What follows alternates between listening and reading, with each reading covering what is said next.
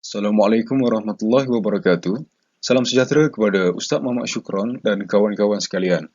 Pembentangan kali ini, kami akan membahaskan tentang tajuk 3, iaitu kepentingan pendidikan moral dan akhlak dalam pembentukan adab dan etika. Sebelum itu, izinkan kami memperkenalkan diri dahulu.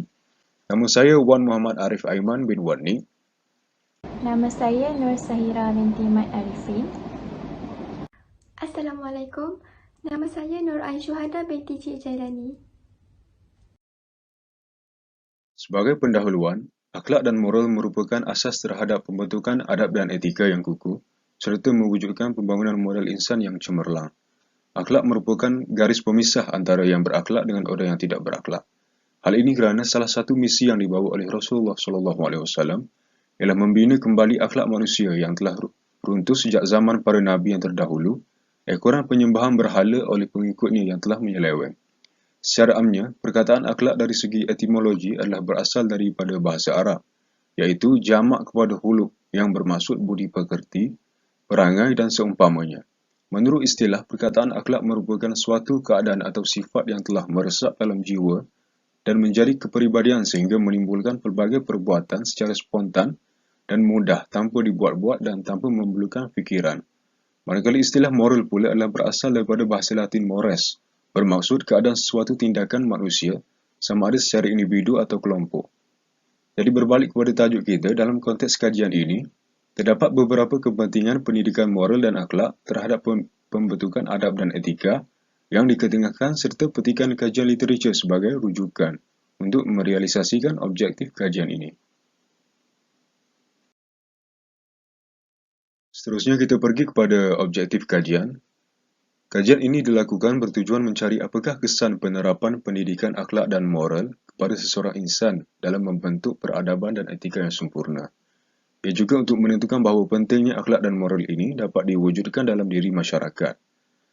Objektif kajian ketiga ialah bertujuan untuk mengaplikasikan diri dalam mempraktikkan akhlak dan moral dalam kehidupan seharian. Kajian literatur merupakan kajian terdahulu ataupun kajian-kajian lepas yang telah dijalankan oleh penyelidik yang bertanggungjawab untuk menentukan sejauh mana kebenaran sesuatu kajian tersebut. Pada hari ini, kita dapat melihat pelbagai sumber kajian literatur seperti buku, jurnal, artikel dan juga tesis. Melalui kajian-kajian lepas inilah kita dapat melihat sejauh mana kebenaran sesuatu penyelidikan. Kerana apa? Kerana ia sudah melibatkan pelbagai aktiviti yang terperinci seperti mencari, mengumpul dan juga memproses maklumat-maklumat yang diperoleh untuk mendapatkan kefahaman yang lebih jelas berkaitan sesuatu penyelidikan tersebut. Oleh itu, pada hari ini, kami telah mengumpul 3 artikel yang telah memperlihatkan sejauh mana kepentingan pendidikan moral dan akhlak dalam pembentukan adab dan etika yang sempurna. Berikut merupakan 3 artikel yang telah kami kumpul untuk melihat kepentingan moral dan akhlak dalam pembentukan adab dan etika yang sempurna. Artikel pertama iaitu pengajaran adab dan akhlak Islam dalam membangunkan model insan. Ianya ditulis oleh Asmawati Suhaid yang merupakan seorang pensyarah di Universiti Putra Malaysia.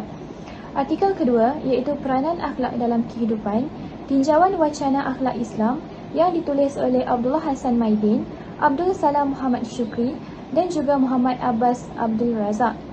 Artikel yang ketiga iaitu akhlak warisan Rasulullah SAW membawa kemuliaan umat. Ianya ditulis oleh Asmi Yalawe dan Ahmad Farid Ibrahim.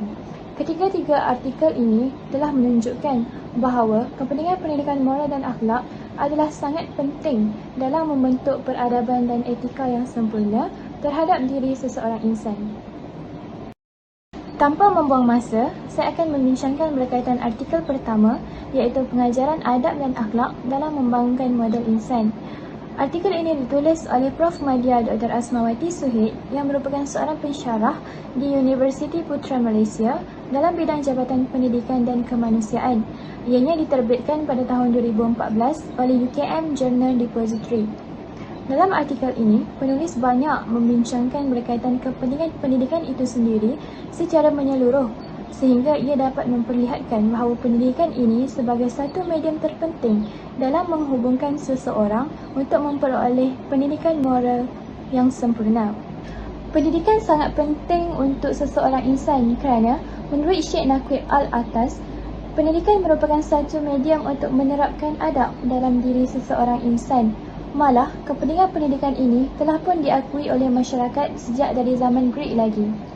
Justru itu, sekolah adalah satu penghubung di mana masyarakat dapat menerapkan ilmu moral dan akhlak dalam diri mereka.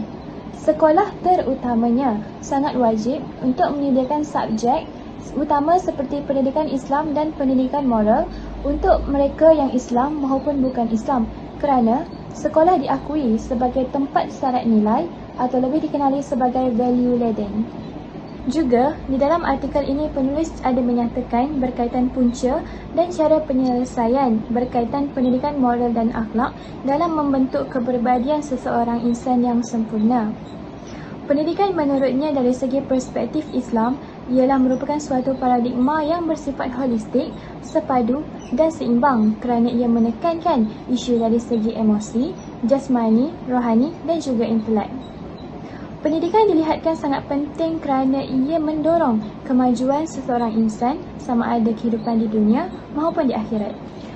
Moral dan akhlak tidak asing lagi diperkatakan dalam kalangan masyarakat Malaysia pada hari ini. Namun begitu, pendidikan yang sewajarnya tidak selalu diberi perhatian, terutama dalam kalangan remaja. Bukan sahaja dalam kalangan remaja, malah ia seharusnya dipupuk dalam diri kanak-kanak sejak mereka kecil lagi kerana melentur buluh biarlah dari rebungnya. Penekanan Islam dalam pendidikan dilihat sangat relevan dan wajar untuk mencetus peradaban dan etika yang dinamik dalam kalangan Muslim berteraskan ilmu wahyu dan juga ilmu akal. Hubung kait antara pendidikan moral dan akhlak yang menjadi faktor lahirnya peradaban dan etika yang sempurna adalah apabila kalimah ta'dib digunakan dalam Islam yang kata dasarnya dari adaba yang bermaksud mendidik dan mengajar. Tanpa pendidikan moral dan akhlak secara langsung seperti di sekolah, seseorang insan mungkin akan sukar untuk dikawal. Hal ini kerana pendidikan moral yang mereka memperoleh secara tidak langsung seperti melalui pemerhatian atau di rumah semata-mata dianggap tidak mencukupi sehingga mereka tidak melihat kebenaran dan betapa pentingnya pendidikan moral dan akhlak ini untuk diri mereka sendiri dan orang lain. Menurut Robinson dan Greenland, pendidikan telah muncul sebagai satu disiplin dalam pengajian pendidikan atau sekolah. Kerana apa? Kerana melalui pendidikan inilah seseorang insan itu dapat memberi impak kepada dirinya dan juga orang sekeliling. Sekolah wajib menyediakan subjek seperti pendidikan Islam dan pendidikan moral untuk membentuk pribadi seseorang itu untuk memperoleh etika dan peradaban yang tinggi sehingga pada akhirnya ia dapat mewujudkan sikap hormat menghormati dan berkasih sayang dalam diri seseorang insan dan juga orang-orang sekeliling. Artikel ini ditulis oleh Syekh Abdullah Hassan Maidin, Abdul Salam Muhammad Syukri dan juga Muhammad Abbas Abdul Razak. Artikel ini diterbitkan pada 28 April 2020 oleh Universiti Sultan Zainal Abidin. Penyelidikan ini adalah berdasarkan perbandingan kertas kerja yang dikaji menggunakan pendekatan perbandingan dan analisis. Agama adalah penting untuk penciptaan akhlak dan etika manusia. Kepentingan akhlak dan moral terhadap pembentukan adab dan etika adalah dapat mewujudkan kedamaian hidup dan kesejahteraan terhadap individu, masyarakat dan negara. Artikel ini juga turut mengupas fungsi akhlak dalam kehidupan manusia dari sudut pandangan para pengkajinya yang terdiri daripada cendekiawan intelek dan akhlak. Ini adalah kajian berkualiti tinggi yang mengandungi data yang dikumpul daripada tinjauan literatur. Penyelidikan ini mendapati bahawa akhlak memainkan peranan dalam mencapai matlamat yang utama, iaitu mencari keredaan dan kebahagiaan Allah SWT di dunia dan juga di akhirat. Artikel ini menerangkan dengan lebih jelas berdasarkan peranan agama dalam pembentukan akhlak dan peranan akhlak dalam kehidupan individu dan masyarakat. Menurut Profesor Dr. Omar Muhammad Al-Tuni Al-Shybani, terdapat sebanyak 1054 petikan berkaitan akhlak yang diturunkan kepada Nabi Muhammad SAW, sama ada dari segi teori maupun dari segi fakta. Akibatnya, kadar ini mewakili lebih 1/4 daripada keseluruhan perkataan Al-Quran menjelaskan kepentingan akhlak. Akhlak merupakan satu asas yang utama dalam ajaran Islam. Manusia adalah makhluk Allah yang harus sentiasa berakhlak mulia supaya mudah untuk mendapatkan keredaan Allah SWT. Hal ini disebabkan oleh hakikat bahawa manusia mempunyai diri yang mampu memilih, menilai dan membezakan tindakan yang baik, buruk dan juga salah faham dalam kehidupan. Akhlak dan etika merupakan aspek yang penting dalam pembangunan insan yang perlu ada agar manusia menjadi beradab dan beretika. Keberkaitan akhlak kepada umat Islam harus diutamakan kerana ia adalah asas yang menentukan sama ada tindakan dan tingkah laku seseorang manusia itu diterima oleh Allah SWT ataupun tidak. Selain itu, berdasarkan kajian penulisan oleh Ibnu Miskawah, Ibnu Sina dan Al-Ghazali, serta pengkaji Islam yang lain, secara keseluruhannya, akhlak manusia itu lahir daripada jiwa atau hati mereka. Akhlak seseorang itu adalah pencerminan tentang peribadi diri mereka secara semula jadi dan ia bukan dibuat-buat. Namun, apabila seseorang manusia itu lalai dan terleka dalam mengamalkan sikap berakhlak serta bermoral, mereka akan menjadi seorang yang buruk perangainya di sisi Allah SWT. Apabila nilai kemanusiaan atau akhlak menjadi keutamaan, maka penilaian kualiti manusia dalam masyarakat itu menjadi tumpuan. Menurut tafsiran Carl, nilai kemanusiaan dan moralnya menjadi asas dan keutamaan kehidupan manusia. Kepentingan akhlak dan moral terhadap adab dan etika dapat menjadikan seseorang individu, masyarakat serta negara sentiasa berfikiran positif dan dapat melihat sesuatu perkara dengan hati yang lapang. Dan Allah SWT menjanjikan syurga bagi orang-orang yang sentiasa mengamalkan akhlak mulia di dunia. Sebagai contoh, antara akhlak-akhlak mulia adalah seperti sentiasa ikhlas dalam melakukan sesuatu perkara, sentiasa bersyukur dengan rezeki yang diberikan oleh Allah SWT, amanah dalam setiap tugasan yang diberikan, adil dalam membuat keputusan, serta banyak lagi akhlak-akhlak dan nilai mulia yang ada di dunia ini. Baiklah, seterusnya kajian literatur bagi artikel 3 yang bertajuk Akhlak Warisan Rasulullah SAW membawa kemuliaan umat. Artikel ini dikarang oleh Asmi Yalawai dan Ahmad Farid Ibrahim. Artikel ini juga diterbitkan pada 27 Julai 2007. Secara ringkasnya, penulis menekankan konsep akhlak secara menyeluruh serta ciri-ciri keberkesanan akhlak yang mendorong kepada kemuliaan kehidupan manusia, yang di mana juga boleh diklasifikasikan sebagai kepentingan akhlak dan moral. Implikasi kepada keberkesanan akhlak jelas dilihat secara sedar ataupun tidak melalui pelbagai cara. Antaranya termasuklah benar dan jelas dalam pertuturan. Ini dibuktikan apabila seseorang itu dikesani dengan akhlak yang mulia, akan berlaku perubahan pada percakapan, iaitu sentiasa bercakap benar serta jelas. Ini terbukti dari hadis Rasulullah SAW yang diriwayatkan oleh Imam Malik dalam kitab Muwatta, yang membawa maksud bahawa selagi seorang hamba bercakap dusta ataupun berusaha untuk berdusta, maka terlekat pada hatinya suatu titik hitam hingga menyelubungi hatinya. Maka tercatat di sisi Allah SWT dari golongan orang yang berdusta. Selain itu, seseorang yang berakhlak baik akan menjadikan dirinya juga beramanah. Seterusnya, membersihkan diri dari hasad, dengki dan dendam. Seorang mukmin yang dikesani oleh akhlak yang mulia akan menghakiskan segala sifat kecelaan, bahkan membersihkan diri dari hasad, dengki dan dendam. Oleh itu, dengan berteraskan kepada akhlak yang baik akan mewujudkan sebuah masyarakat yang tenang, tenteram, serta harmoni dan seterusnya sentiasa memperoleh kemuliaan Allah SWT. Perbincangan objektif berkaitan artikel pertama adalah untuk mengetahui sejauh mana kebenaran pentingnya pendidikan moral dan akhlak dalam kalangan remaja. Penulis menyatakan bahawa objektif ini dikumpul dengan pemerhatian dan sumber rujukan lepas melalui pendapat ahli-ahli falsafah.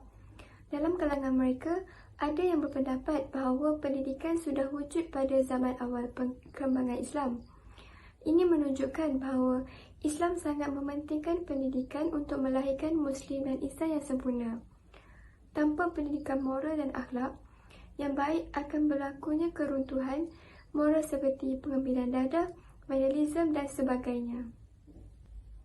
Perbincangan objektif tentang artikel kedua adalah untuk menjelaskan bahawa setiap individu, masyarakat serta negara harus mempraktikkan akhlak mulia dalam diri masing-masing. Penulis juga menyatakan bahawa setiap artikel-artikel yang dibandingkan mempunyai keterangan yang sama tentang kepentingan akhlak. Beberapa perbandingan yang dibuat di dalam artikel didapati bahawa akhlak dan moral itu dapat menunjukkan cerminan diri seseorang itu. Dengan adanya sikap berakhlak mulia serta bermoral, ia dapat membantu insan dalam mencari hidayah Allah SWT. Hal ini menunjukkan bahawa pentingnya akhlak dalam kehidupan manusia supaya mereka tidak terpesong ke jalan yang dimurkai oleh Allah SWT, iaitu ke jalan yang sesat. Perbincangan objektif tentang artikel ketiga termasuklah membincangkan konsep akhlak Islam yang membentuk warisan yang sangat baik daripada Nabi Muhammad SAW untuk umatnya dalam mencapai martabat yang mulia di dunia dan juga di akhirat. Ia juga membincangkan peranan akhlak Islam ini dan pengaruhnya kepada kehidupan manusia. Hal ini demikian kerana akhlak dan moral mampu melahirkan seseorang insan yang cemerlang sama ada di dunia ataupun di akhirat. Seseorang akan berubah ke arah kebaikan jika ia menghayati nilai moral dalam kehidupannya kerana akhlak mulia dapat memberikan kesan yang positif. Kesan yang penting iaitu kesan yang positif terhadap kehidupan manusia. Kehidupan seseorang manusia akan bertambah tenang serta mempunyai kerukunan dan ketenteraman, malah mendapat kemuliaan daripada Allah SWT. Oleh itu, kita hendaklah mengutamakan akhlak mulia dalam segala perbuatan di dunia ini. Di artikel ini, penulis ada menyatakan berkaitan kepentingan pendidikan moral dan akhlak dalam membangunkan model insan sekaligus mendorong kepada peradaban etika yang sempurna. Menurutnya, melalui pendidikan moral dan akhlak ini, seseorang insan dapat dilahirkan untuk memperoleh seorang yang berperibadi soleh dan berakhlak mulia. Hadis Rasulullah SAW yang berbunyi, agama itu adalah nasihat, iaitu Sahih Muslim, jilid 1, bilangan 43.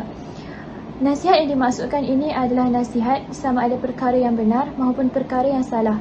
Jadi, melalui pendidikan moral dan akhlak ini, seseorang insan mampu untuk mengetahui bagaimana cara bertindak dalam melakukan sesuatu perkara. Pendidikan moral dan akhlak melalui pendidikan Islam di sekolah sangat memberi impak kepada individu di mana mereka dapat menerapkan ilmu tersebut sehingga perlahan-lahan ia ditonjolkan melalui perilaku mereka.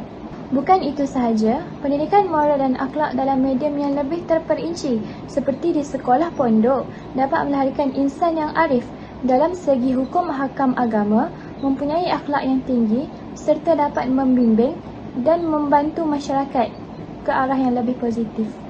Kepentingan pendidikan moral dan akhlak ini juga dapat diakui kepentingannya apabila menurut skop pembelajaran berkaitan adab dan akhlak yang telah dimasukkan dalam pendidikan Islam kurikulum bersepadu sekolah menengah KBSM pada tahun 2003 telah pun diakui lengkap dan sempurna. Hal ini kerana pembelajaran tersebut telah pun merangkumi hubungan seseorang insan terhadap semua pihak, iaitu terhadap diri sendiri, orang lain, negara maupun alam sekitar. Hal ini telah diakui kepentingannya kerana melalui pendidikan moral dan akhlak seperti inilah kita dapat melahirkan seorang insan yang mempunyai akhlak yang mulia kerana mereka dapat bertindak dan berfikir yang mana baik, yang mana buruk dan juga mereka akan bertindak untuk melakukan sesuatu perkara sehingga tidak memberi kesan negatif terhadap diri sendiri dan orang lain ataupun bertentangan dengan ajaran agama Islam. Oleh itu, dapat dilihat bahawa pendidikan moral dan akhlak sewajarnya dipraktikkan dalam semua institusi pendidikan di Malaysia. Kepentingan yang kedua adalah dapat mewujudkan kedamaian dan kesejahteraan. Akhlak mulia adalah nilai murni yang paling tinggi nilainya yang dimiliki oleh seseorang Islam dalam kehidupan individu maupun masyarakat. Akhlak ini terlahirnya dalam diri manusia secara semula jadi apabila seorang insan itu percaya akan agama Islam.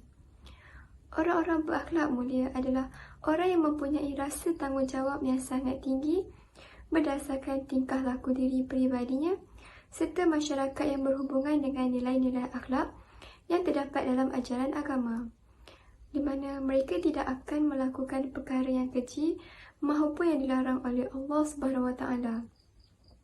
Allah melarang makhluknya daripada melakukan perbuatan-perbuatan yang dipandang jijik lagi hina oleh Allah dan Rasulnya.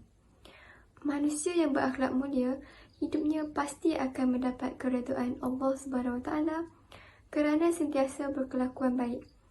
Umat Islam harus tahu tujuan dan perjuangan hidup mereka menuju ke arah pembentukan insan yang dianjurkan oleh Rasulullah SAW adalah dengan mengamalkan sikap berakhlak mulia supaya menjadi insan yang beradab dan beretika. Terdapat banyak hadis Rasulullah SAW yang memberi petunjuk pada umat Islam untuk berakhlak mulia secara peribadi maupun secara kolektif. Antaranya adalah barang siapa yang beriman kepada Allah dan hari akhirat, maka hendaklah ia berkata baik atau diam. Barang siapa yang beriman kepada Allah dan hari akhirat, maka hendaklah ia memuliakan tetangga. Dan barang siapa yang beriman kepada Allah dan hari akhirat, maka hendaklah ia memuliakan tamunya. Hadis riwayat Al-Bukhari. Kepentingan 3 pula termasuklah menjadi instrumen dakwah yang berkesan bagi menyebar luaskan keindahan Islam. Melalui akhlak yang cantik mampu menarik perhatian orang yang melihat, terutamanya mampu menarik non-Muslim untuk mendekati Islam dengan mudah. Sebagai contoh, akhlak Rasulullah SAW yang terpamer indah membuatkan ramai yang terpukau dengan kepribadiannya. Akhirnya ramai yang memeluk Islam dan mengenali Islam dengan lebih dalam.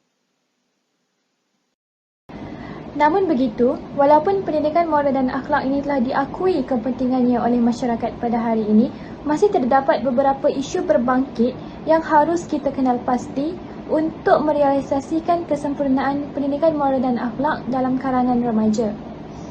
Isu pertama yang dikenal pasti adalah berkaitan sikap sambil lewa pihak bertanggungjawab, yang mana pihak bertanggungjawab di sini adalah difokuskan kepada guru dan juga ibu bapa. Mereka mengambil remeh akan hal pendidikan moral dalam kalangan remaja, malah menganggap sikap vandalisme, tidak menghormati orang tua dan pengambilan dadah merupakan sesuatu perkara yang biasa bagi mereka yang sedang meningkat remaja. Walhal, hal ini merupakan satu faktor di mana wujudnya keruntuhan moral dan akhlak dalam kalangan remaja itu sendiri. Oleh itu, cadangan yang boleh dilakukan untuk membendung permasalahan ini adalah pihak sekolah, guru khususnya dan pihak ibu bapa perlu memberi galakan kepada individu seperti pelajar untuk menceburkan diri dalam program-program Islamik. Hal ini dapat membantu mereka dinilai bukan dari segi kognitif semata-mata, malah juga melalui amalan dan penghayatan seperti program tilawah Al-Quran dan juga hafazan. Malah, pihak berwajib seperti pihak sekolah juga perlu memantau waktu dan masa pembelajaran pendidikan moral dan pendidikan Islam supaya mereka dapat menguasai ketiga-tiga konsep, ketiga-tiga aspek pembelajaran, iaitu dari segi tilawah Al-Quran, ulum syariah dan juga adab dan akhlak Islam. Bukan itu sahaja, pengaruh rakan sebaya juga antara isu berbangkit yang mendorong kepada keruntuhan moral dan akhlak seseorang insan. Hal ini kerana sebagai seorang pelajar dan juga remaja, mereka banyak menghabiskan masa di sekolah. Jadi, mereka lebih cenderung untuk bersama dan akrab dengan rakan sebaya mereka. Namun begitu, pemilihan rakan sebaya yang salah akan menyebabkan mereka terlibat dalam dunia-dunia maksiat dan juga perkara-perkara yang negatif seperti dadah, mengandung anak luar nikah, perompakan dan banyak lagi. Hal ini berlaku kerana mereka berfikir bahawa mereka bebas untuk melakukan apa-apa sahaja. Kehidupan bebas yang diberikan oleh ibu bapa mereka membuatkan mereka berasa untuk mengikuti segala aktiviti yang mampu merosakkan hidup mereka. Tambahan pula, mereka tidak terdedah dengan nilai-nilai positif dan nilai-nilai akhlak yang baik menyebabkan mereka mengikut perkara yang negatif sehingga pada akhirnya mereka dapat merosakkan diri mereka sendiri dan berlakunya keruntuhan moral dan akhlak dalam kalangan mereka. Oleh itu, cadangan yang dapat dilakukan untuk mencegah masalah pengaruh rakan sebaya ini, yang pertama, pihak ibu bapa seharusnya mengawal segala gerak-geri anak-anak mereka supaya mereka dapat sentiasa memantau tentang perkara yang dilakukan oleh anak-anak mereka dari semasa ke semasa. Selain itu juga, ibu bapa harus memberikan kasih sayang yang secukupnya supaya anak-anak merasa masih ada yang memberi perhatian kepada mereka. Hal ini secara tidak langsung dapat mengelakkan daripada mereka berasa kesepian dan dapat menjauhkan mereka dari unsur-unsur yang negatif. Seterusnya, ibu bapa juga harus sentiasa cakna dan memantau untuk mengetahui siapakah rakan sebaya yang dipilih oleh anak-anak mereka. Hal ini sangat penting untuk ibu bapa mengenali dan mengetahui setiap tingkah laku dan gerak-geri anak-anak mereka bersama rakan-rakan mereka. Dengan cara ini, ibu bapa akan berasa tenang ketika anak-anak mereka keluar bersama atau menghabiskan masa dengan rakan-rakan. Oleh itu, dapat disimpulkan bahawa kedua-dua isu ini tidak asing lagi dalam masyarakat kita pada hari ini. Pihak yang bertanggungjawab, khususnya guru dan ibu bapa, perlu sentiasa cakna dan tidak boleh saling menuding jari ke arah orang lain dan meletakkan kesalahan ke atas bahu orang lain sekiranya berlaku sesuatu yang tidak diingini. Secara kesimpulannya, kepentingan akhlak dan moral terhadap adab dan etika amatlah penting sebagaimana yang telah diperjelaskan dalam kajian ini. Memiliki akhlak yang mulia dalam diri sendiri amatlah penting terutamanya dalam situasi negara yang semakin mencabar. Akhlak dan moral sesungguhnya merupakan cerminan sikap seseorang individu yang matang dan bertanggungjawab baik kepada diri sendiri, masyarakat, agama maupun negara. Adab dan etika dapat diselah dengan pengamalan nilai-nilai murni seperti yang telah dinyatakan dalam kajian, bermula dengan kepribadian Nabi Muhammad SAW yang tiada tolok bandingnya. Memiliki akhlak dan moral yang baik bukan perkara sukar untuk diperoleh.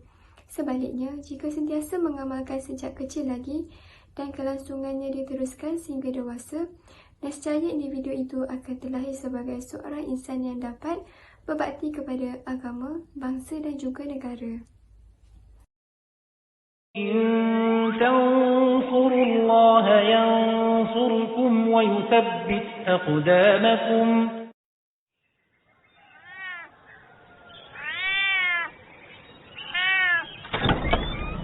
Banyak di antara orang-orang yang tidak menghadirkan perasaan dalam dirinya bahwasanya akhlak itu ibadah.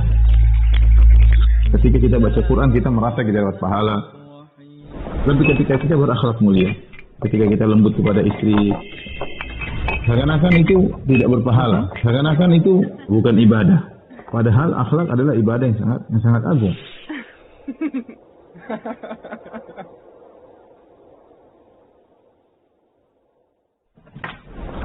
Urgensinya akhlak yang mulia. Yang pertama, akhlak adalah poin yang besar dalam syariat karena Allah memuji khusus tentang sisi akhlak Rasulullah SAW. Ya. Kalau Rasulullah memiliki akhlak yang sangat agung, maka tentunya kita umatnya berusaha meniru Rasulullah SAW. Yang kedua, Nabi SAW diutus untuk menyempurnakan akhlak. Seakan-akan agama ini tujuan utamanya adalah untuk memperbaiki akhlak. Ini menunjukkan bahwasanya akhlak dalam Islam memiliki porsi yang sangat besar. Kemudian, hal yang menunjukkan urgensinya akhlak, sebab yang paling banyak memasukkan surga juga adalah akhlak yang mulia. Ya, dalam suatu hadis dari Abu Hurairah radhiyallahu taala anhu, Nabi ditanya, apa sebab yang paling banyak memasukkan orang ke surga? Rasulullah SAW mengatakan, bertakwa kepada Allah dan akhlak yang mulia. Kemudian di antara hal yang menunjukkan urgensinya akhlak mulia, Nabi SAW menjadikan akhlak yang mulia sebagai barometer tingkat keimanan. Kata Nabi SAW, orang beriman yang paling sempurna imannya adalah yang paling bagus akhlaknya. Dan sebaik-baik kalian adalah yang terbaik bagi istrinya. Kenapa bisa demikian?